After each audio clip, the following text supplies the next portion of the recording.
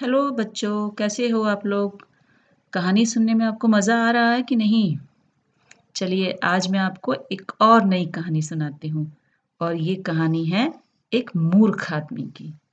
मूर्ख मतलब जो बहुत सारी चीज़ों को समझ ना पाए। बहुत सरल-सरल आसान सी चीज़ों को भी जो आदमी समझ ना पाए उसको हम कहते हैं मूर्ख। ऐसा ही एक मूर्ख एक बार अपने घर से अपनी बहन से मिलने के लिए चला। बहन के घर पहुँचा। बहन को बहुत अच्छा लगा कि मेरा भाई मेरे घर आया है। उसने प्यार से अपने भाई के लिए बहुत सारा खाना बनाया और अपने भाई के लिए उसने मिठाई के रूप में चूरमा के लड्डू बनाए। चूरमा बच्चों क्या होता है जानते हो? रोटी, गुड़ और घी से मिलकर बनाया जाता है। ये एक बहुत ही स्पेशल मिठाई होती है जो गाँव में बनाई जाती है। भाई को ये लड्डू बहुत अच्छे लगे।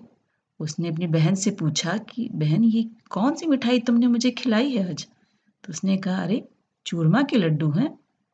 अब वो बार-बार पूछ नहीं सकता था, उसने अपने मन में उस शब्द को बार-बार दोहराना शुरू किया, चूरमा के लड्डू और मन ही मन सोचने लगा कि यहाँ तो मैंने और नहीं माँगा शर्म से, लेकिन अब घर जाऊँगा और अपनी बीवी से चूरमा के बहुत सारे लड्डू बनवाऊँगा और मन भर के खाऊँगा। और मन ही मन उस शब्द को दोहराता हुआ वह वहाँ से वापस अपने घर की तरफ चल दिया और रास्ते में कहता जा रहा था, चूरमा के लड्डू, चूरमा के लड्डू, चूरमा के लड्डू। चलते-चलते वो अपने बात में इतना मस्त हो गया कि उसने देखा ही नहीं कि आगे उसके पैर के सामने एक पत्थर आ गया और उसको एक ठोकर लगी और ठोकर लगते ही वो धड़ाम से नहीं गिरा। धड़ाम से गिरते ही जब वो उठा, तब तक वो शब्द भूल चुका था कि कौन से लड्डू, तो उसको लगा कि सूरमा के लड्डू।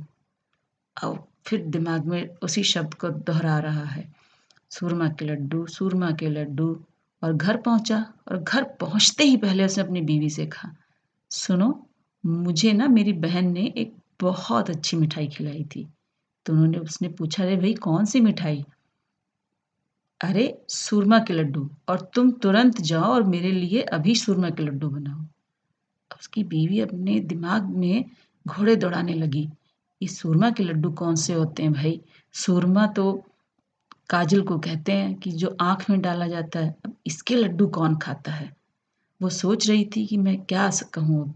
बार-बार पूछ रही, नहीं कुछ और नाम होगा। बोले नहीं, सूरमा के लड्डू थे, मैं याद करते हुए आ रहा हूँ। अब वो सोच रही है तो कह रहा है कि तुम जल्दी जाके बनाती हो कि नहीं? अब बीवी उससे क्या कहे? वो अपना माथा पकड़ के बैठ गई। इतने में उस मूर्ख आदमी को गुस्सा आ गया और अपनी बीवी को दे दनादन पीटने लगा।